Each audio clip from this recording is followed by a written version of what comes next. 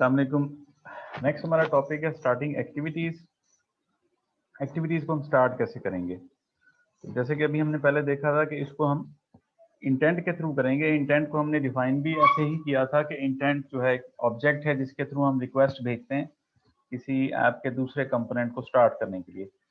तो सबसे पहले हमें इंटेंट एक क्लास है बेसिकली एंड्रॉयड एसडीके के अंदर, इसका ऑब्जेक्ट क्रिएट करना पड़ेगा और इस ऑब्जेक्ट को फिर आपने एज ए पैरामीटर दो चीज़ें पास करनी है। एक तो एप्लीकेशन कॉन्टेक्स्ट जो कि नॉर्मली हम दिस यूज़ करते हैं अगर आप विद इन एक्टिविटी उसको बना रहे हैं, और दूसरे नंबर पे आपने जिस एक्टिविटी को स्टार्ट कराना है उसका नाम और उसके साथ डॉट क्लास भी आपने लिखना है।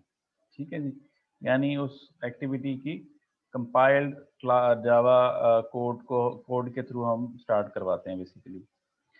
ये जब आप इंटेंट का ऑब्जेक्ट बना लेंगे तो सिंपली फिर आपने एक फंक्शन कॉल करना है स्टार्ट एक्टिविटी, और उस फंक्शन को एज ए पैरामीटर दे देना है आपने इंटेंट का ये ऑब्जेक्ट। जैसे ही ये फंक्शन कॉल होगा तो नई एक्टिविटी ओपन होगी। तो ये जो दो लाइंस ऑफ कोड है ये आप किसी बटन के क्लिक इवेंट के उसमें लिख सकते हैं। तो बटन क्लिक करने से आपकी जो है वो नई एक्टिविटी ओपन हो जाएगी। इसका हम लेक्चर के बाद प्रैक्टिकल उसमें भी डिमॉन्स्ट्रेशन देखेंगे। Start an activity with implicit intent. Implicit intent जो है अगर आपने करना है तो उसमें फिर आपको क्या करना होता है, तो ask Android to find an activity to handle your request. अब आप अगर ये चाहते हैं कि एंड्रॉयड डिसाइड करे कि आपकी जो रिक्वेस्ट हैंडल करने के लिए कौन सी एक्टिविटी ओपन होगी, तो उसके लिए इम्प्लिसिट इंटेंट यूज करना पड़ेगा। उसके लिए अब ये लाइन में चेंजिंग है बेसिकली। इंटेंट का ऑब्जेक्ट आपको वैसे बनाना है, लेकिन पैरामीटर के तौर पे अब जो पिछली स्लाइड उसमें देखें हमने दिस दिया था, यानी गेट एप्लीकेशन कॉन्टेक्स्ट दिया था और एक्टिविटी का नाम। जबकि इम्प्लिसिट के केस में हम एक्शन बता रहे हैं और यूआरआई बता रहे हैं। एक्शन और यूआरआई मैं आगे एक्सप्लेन करता हूँ। एक्शन बेसिकली हमने क्या एक्शन परफॉर्म करना है या क्या क्या काम करना है। यूआरआई एक किस्म का डाटा इंफॉर्मेशन होती है। जैसे सपोज मैंने कोई जो है यूआरएल ओपन करना है, कुछ वेबसाइट ओपन करनी है, तो उसका एड्रेस मैं इसके थ्रू भेज सकता हूँ। मैंने अगर किसी को कॉल करनी है तो मैं उसका नंबर इस यूआरआई के थ्रू भेज सकता हूँ।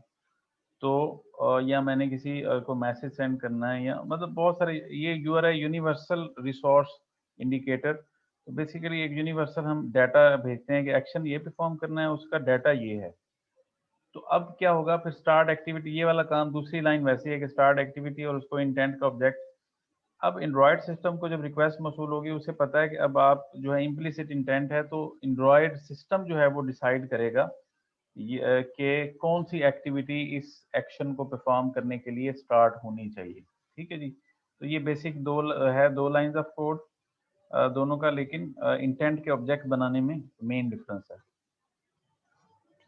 अब जैसे ये एग्जांपल आ गई इम्प्लिसिट इंटेंट की, for show a web page. आपने एक वेब पेज ओपन करना है तो यूआरआई क्लास का ऑब्जेक्ट बनाएंगे और उसको इनिशियलाइज कराएंगे ui.parse http और आगे गूगल का या किसी भी वेबसाइट का एड्रेस आ गया। फिर इंटेंट का ऑब्जेक्ट बनाना है और पहले नंबर पे हमें बताना है कि हमने एक्शन क्या परफॉर्म करना है। तो बहुत सारे प्री डिफाइंड कांस्टेंट एक्शन आपको इंटेंट क्लास में स्टैटिक कांस्टेंट वेरिएबल्स के थ्रू मिल जाते हैं। तो जैसे इंटेंट डॉट लिखें आपको लंबी चौड़ी एक्शन की लिस्ट मिल जाएगी। इंटेंट डॉट एक्शन लिखेंगे तो अंडरस्कोर व्यू अंडरस्कोर बहुत सारे मिल जाएंगे। तो फिलहाल हमें एक्शन क्या परफॉर्म करना है, हमने इस वेबसाइट को व्यू करना है, तो हम लिखेंगे इंटेंट डॉट एक्शन व्यू और ये यूआरआई का ऑब्जेक्ट इसको हम पास कर देंगे और स्टार्ट एक्टिविटी और इसको इंटेंट का ऑब्जेक्ट पास कर देंगे। ठीक है, इसी तरह से अगर मैंने फ़ोन नंबर एक डायल करना है अपनी ऐप के थ्रू, तो यूआरआई इस तरह से आएगा, टेल लिखेंगे और कॉलन के बाद जो भी नंबर आप डायल करना चाह रहे हैं इंटेंट क्लास में। अब देखें इंटेंट डॉट एक्शन मैंने अब क्या लिखा है, इंटेंट डॉट एक्शन डायल और यूआरआई। अब जैसे ही स्टार्ट एक्टिविटी को देके ये सारा कोड रन होगा तो एंड्रॉयड सिस्टम को रिक्वेस्ट मौसूल होगी, उसे पहले वो देखेगा एंड्रॉयड सिस्टम की एक्शन क्या है। तो एक्शन आप वो बताया जा रहा है कि कुछ डायल करना है, नंबर डायल करना है, और वो नंबर कहाँ से मिलेगा, वो यूआरआई के थ्रू मिलेगा। और जैसे यहाँ पे साइट का एड्रेस भी यूआरआई के थ्रू हमें मिला था। तो इम्प्लिसिट इंटेंट्स इस तरह से बड़े यूजफुल हो जाते हैं कि आप अपनी अपनी ऐप के थ्रू कोई भी रिक्वेस्ट भेज सकते हैं एंड्रॉयड सिस्टम को, और एंड्रॉयड सिस्टम जो है उस रिक्वेस्ट या एक्शन की नेचर को देखते हुए वो खुद या तो आपको लिस्ट शो करा देगा कि कौन सी ऐप एक्टिविटी या ऐप यूज़ करना चाह रहे हैं, या वो ऑटोमेटिकली सेलेक्ट करके उसको स्टार्ट करा देगा। ठीक है, अगर डिफ़ॉल्ट सेट किया हुआ आपने, जैसे कि आपने वीडियो चलानी हो तो शुरू-शुरू में बहुत सारे वीडियो प्लेयर अगर 2-3 किए हों तो आपको ऑप्शन नज़र आता है एंड्रॉयड सिस्टम में। जब आप डिफ़ॉल्ट सेट कर लेते हैं तो फिर वो डायरेक्टली उसी पे चला जाता है। तो सारी एक्टिविटीज़ जो हैं ये मैनेज करता है एंड्रॉयड रन टाइम। ठीक है जी।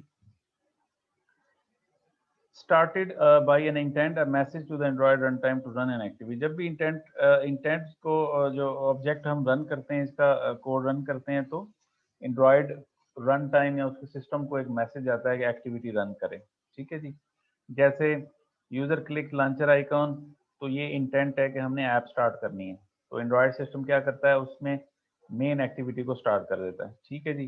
फिर उसके बाद मेन एक्टिविटी कोई बटन है जिसमें कि शॉप, आपने कुछ खरीदना है उसका अगर बटन है तो वो उस पर क्लिक करेंगे तो Android system food list activity, suppose कोई फूड आइटम परचेज करने की ऐप थी तो उसको ओपन कर दिया, उसमें अगर बटन बना हुआ है कि चूज फूड आइटम, तो एंड्रॉयड सिस्टम क्या करेगा, नेक्स्ट जो एक्टिविटी है जिसमें कि आप ऑर्डर प्लेस कर सकते हैं वो ओपन कर देगा। तो इस तरह से ये एक आपका जो वर्क फ्लो इसका जो है रन होता है।